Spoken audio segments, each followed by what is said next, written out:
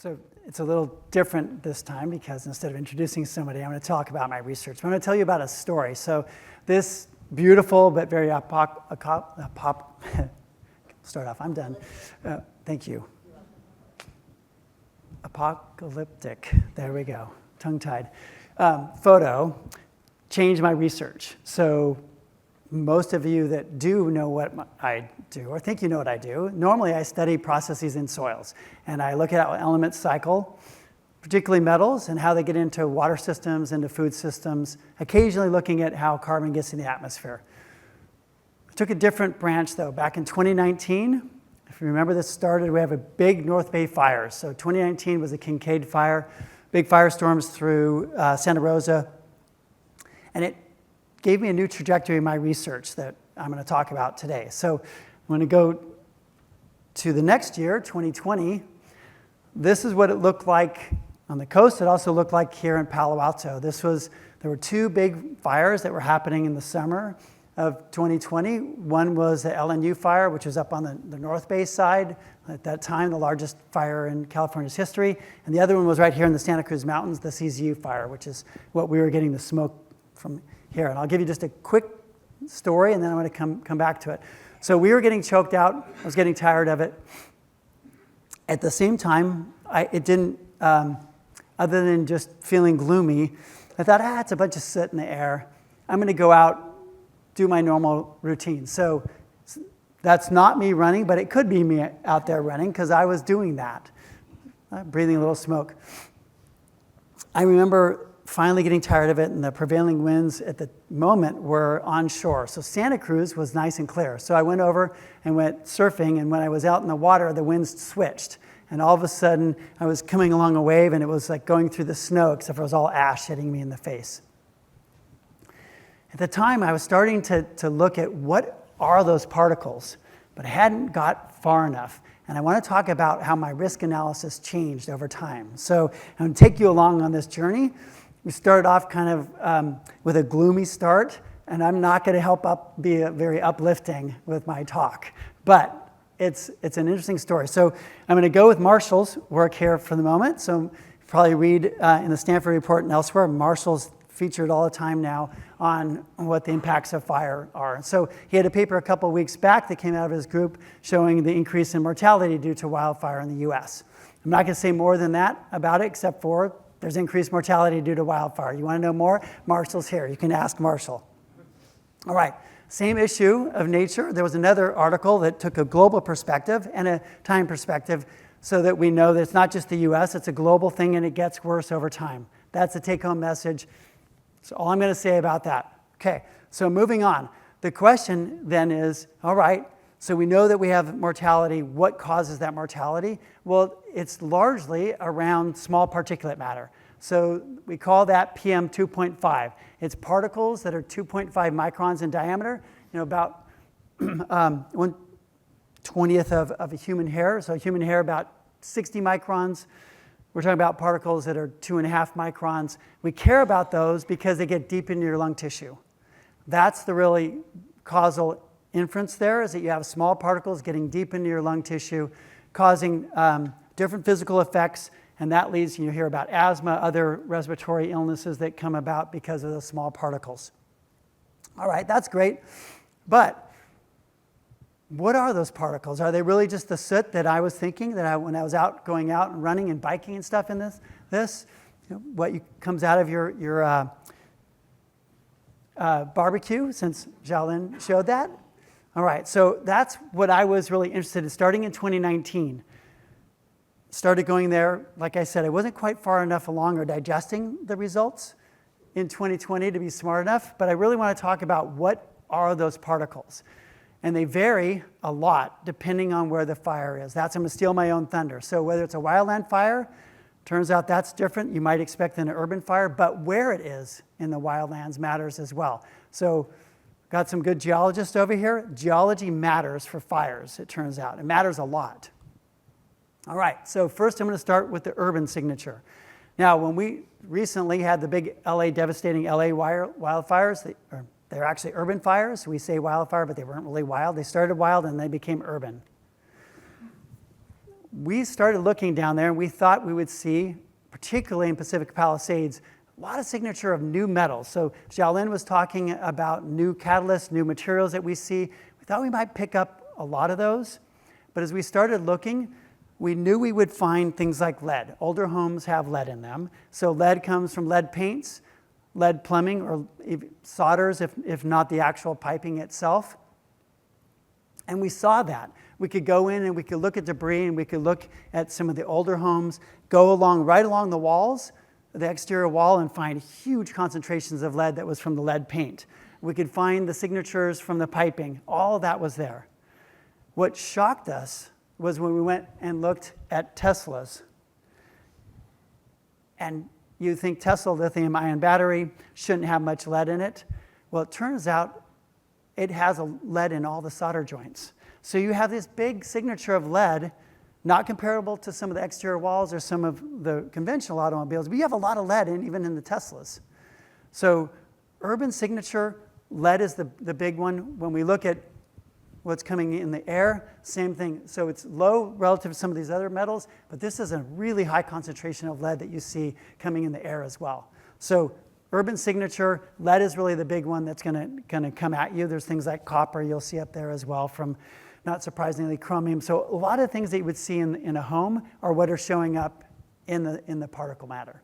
All right, that's not the main point. So next, I want to go, it turns out that's not the only place you find metals. So I usually use this picture to talk about what's going to get into groundwater. So if you look in the sediments of any aquifer, these are things you have to worry about. Every aquifer has at least one, if not multiples of those. But it turns out every soil has the same thing. And it depends, here's where geology matters. The concentration of these different elements and even the composition varies with geology. So when you move across the landscape, you find different concentrations of the metals and different types of metals, but they're there. So the big one that we find when we start looking in the wildland fires, I'm not advancing here. Oh, because I'm pushing the wrong button. There we go. Okay. All right, so when we start looking at what we find, and this is the composite of wildfires from 2024, the average of those coming out is that the big one that we see in the wildland fires is chromium. There are other metals that we worry about, and one of the aspects that I'm not going to really go into is some of these particles are really, really small. In fact, the majority of the particles are really small. They're not just 2.5 microns, they're 0.25 microns and smaller. So they're down in the nanoparticle size, and that's where iron becomes actually a big problem. We don't normally think of iron being really that toxic, but when it's in a 50 nanometer particle, it turns out it creates reactive oxygen species, and it actually has some pretty big health consequences. But I want to focus on chromium for a moment. So lecturing in class, one of the things you find out is that you date yourself really quickly, particularly if you use movies. So you think, Aaron Brockovich, right? We all saw Aaron Brockovich. Yeah, well, you've dated yourself if you know Aaron Brockovich, right? I date myself a lot doing that, but probably enough of you know Aaron Brockovich, I'll use that. So when we look at the signature here in this wildland fires, we see chromium coming out quite commonly. It varies a lot depending on the fire. And that's because the geology varies. And I'll come back to that in a little bit. But for the moment, I want to point out that the chromium comes from the rocks that's in the soil, and it starts off as trivalent chromium, which is if you're going through the counter at Safeway and you look over and it says, it's kind of diminished now, but for a while it was a big fad of chromium vitamins. It was an enzyme supplement that you would take. It's fine if you go ahead and use that, but don't cook it, because if you go above 200 degrees Celsius, it converts from chromium-3 into this really toxic form, hexavalent chromium, chromium-6. That is the Aaron Brockovich chemical. If you drink it, it's not good. If you breathe it, it's really, really bad. So that turns out to be what was in the wildfire that we had in 2020 that I was going out and running in. I would never do that again. Okay, so one other thing I want to talk about then is that we've been learning a lot about the composition of wildfire particulate matter and learning that metals are there, and we had totally missed that before, and they're in wildland fires. They're not just in the urban fires, and we should be really worried about that. One of the aspects, though, is that we want to be able to predict that. So I'm going to take a page out of Marshall's book here for a moment and say that we want to be able to know not just what's local, so CZU fire is burning right here, prevailing winds are onshore, we're getting smoked out. We know where that smoke is coming from, and it's really easy. Okay, but what about, say, the Canadian wildfires that we had this year that were bringing smoke down into the Midwest, up through, say, Chicago, the year before, New York, Washington, D.C., is that smoke the same? Like, what's in that? So this is where we took a page out of Marshall's book, worked with him to use air models so that we could hindcast. So we went back to 2026, to 7,000 fires, did particle transport so we could see where those particles would be going, and then we went and looked at all the EPA filter collection network that's across the US so that we could see what was in those filters when that smoke was hitting. And what we find out is some really interesting things. One is the metal toxins go a long ways. So thousands of kilometers, you're seeing these metals being in the smoke moving along. But it turns out because carbon degrades a little bit, the metals start moving out in front of the major smoke plume. So what you see over time is that or distance really, is that the metal plume actually gets ahead of the main smoke plume. Why that matters is that if you were looking at a NOAA forecast and said, hey, tomorrow in Washington, D.C., the air quality is going to get really bad, and you say, well, great, I'm going to go out and get my run in today, like you should, you're already getting hit with those toxic metals, and you don't know it yet. And so the forecasting is totally wrong. That is something that we have to correct. Okay, so one thing on geology that I mentioned is that where the fire burns makes a big difference. So if you look at fires that are burning across rocks that are really high in metals, so we have mafic and ultramafic rocks, coastal range, just to give you an idea here. It's a smattering, but a lot of the coastal range. CZU fire, lots of metals going in those. You go to rocks that are felsic, low in metals, so say the Southern Sierra, much, much lower. When we look at the signature of the smoke, we can see that. And we can see it in a very pronounced impact in the metal loads of those fires. So what we have to know in prediction is where is that fire burning and where is that smoke going over time and how far is it going? Okay, so that leads to a reassessment then, is that we can't think of air quality as a black box. So right now what we use is the air quality index. And I want to use an example. 3 different fires here. They're all somewhere, and they all have basically an AQI, air quality index, which is the concentration of these small particles that I started off talking about, the PM 2.5. 300, definitely you don't want to go out in that smoke, right? It's really, really toxic. But these 3 fires are really different. So if you were going to go out into the Park fire, it's burning across a geology that has high chromium. You would be getting high concentrations of hexavalent chromium if you were in that fire. If you go to the LA wildfires, you already probably knew this and you wouldn't want to be doing it, but you were going to get high levels of lead. If you went with the Creek fire, that was actually mostly soot. There was not a lot of metals in that.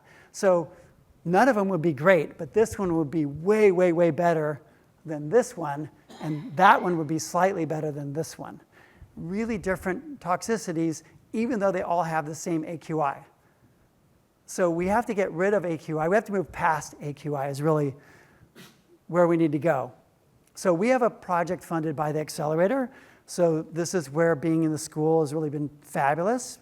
Actually, lots of different things that have been fabulous, but one of them is to rethink how we represent the concerns of wildfires.